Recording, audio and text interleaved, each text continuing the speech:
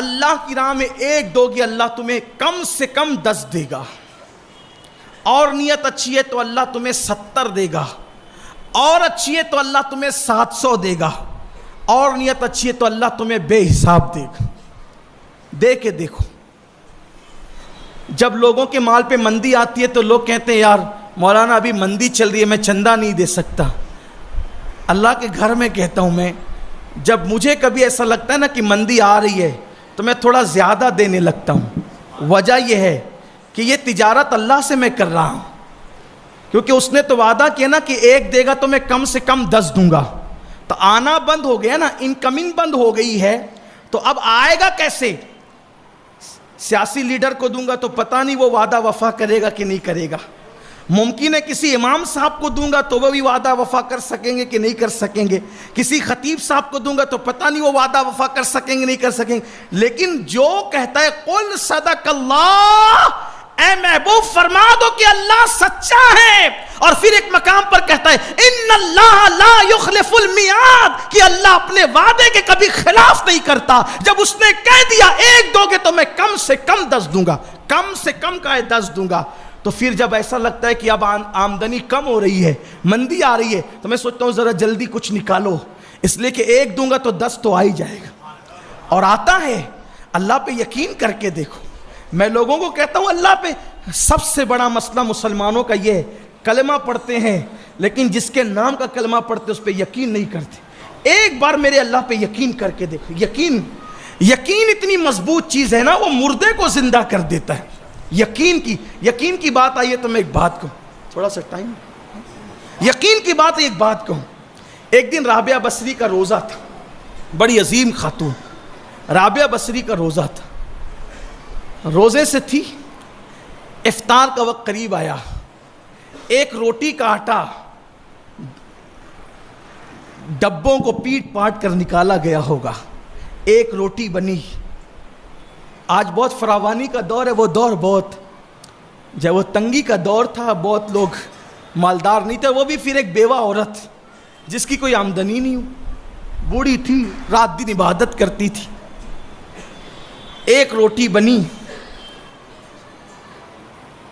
دروازے پہ سائل آ گیا، بھکاری آ گیا، ہے کوئی اللہ کے لیے کھلانے والا، اللہ کے لیے دینے والا؟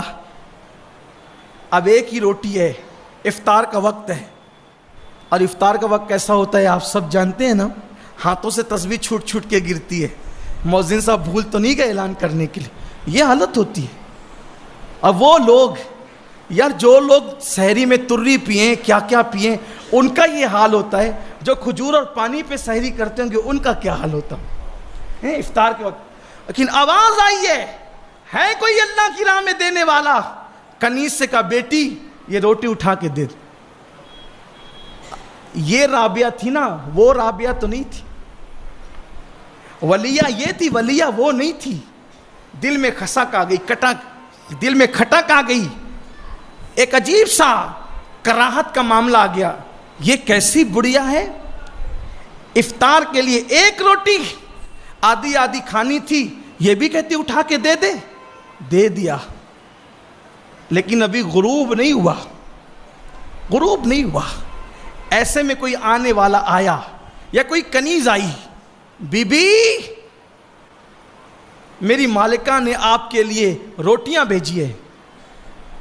تو اس سے پہلے کہ وہ روٹیاں وصول کرتی، پوچھا کتنی ہے؟ کہا 8 ہے۔ لے جا میری نہیں ہے، کنیز کی کھٹک اور بڑھ گئی، یہ کیسی ہے؟ ارے 8 ملی تھی، کیا سیر ہو کے کھاتے آج؟ غروب کا وقت قریب ہے، کہتی میری نہیں ہے۔ ارے میری ہے یا نہیں ہے، بھیج دیا تو لے لیتی، یا میری نہیں ہے لے جا کسی اور کی ہے۔ اس کے بعد لیکن اب بھی غروب نہیں ہوا۔ میں کہتا ہوں مسلمانوں کے پاس سب رہا، یقین گیا۔ یقین پیدا کرو، یقین۔ حضور شیخ الاسلام والمسلمین کا کتنا خوبصورت شعر ہے، 2 مصریں کہتے ہیں، یقین والے کہاں سے چلے کہاں پہنچے، یقین والے کہاں سے چلے کہاں پہنچے، جو اہل شک ہیں اگر میں مگر میں رہتے ہیں، اہل شک ہو گئے ہو، اس لیے ڈگمگا رہی ہے کشتی، یہ مندی، وہ تیزا، یہ تحریک، وہ امکا، وہ یہ سب چل رہا ہے، اللہ پہ یقین کر کے دیکھو۔ رابعہ کہتی ہے لے جا، میری نہیں ہے، لیکن ابھی غروب بھی نہیں ہوا تھا، پھر کوئی دوسرا آنے والا آتا ہے، بی بی میرے مالک نے روٹیاں بھیجی ہے، پھر اس سے ہی پوچھا کتنی ہے، کہا 10، ہاں اللہ یہ میری ہے،